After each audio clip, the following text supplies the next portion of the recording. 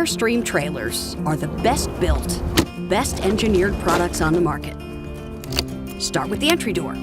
There are 2 locks, the one on the door handle and the deadbolt below it. It's best to lock them both.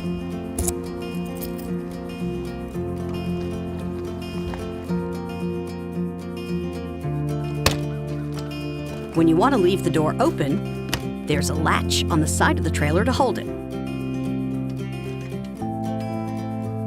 To keep the bugs out, the door has a built-in screen door with a sliding cover.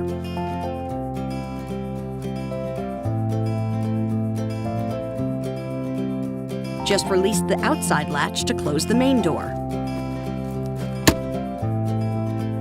You can operate each of the locks from inside the trailer as well.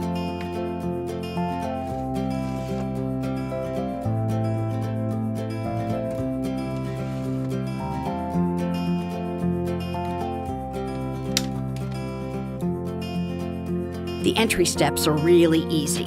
Just pull out the main step first, then the bottom step hinges over it. Do this in reverse when you want to fold them back up.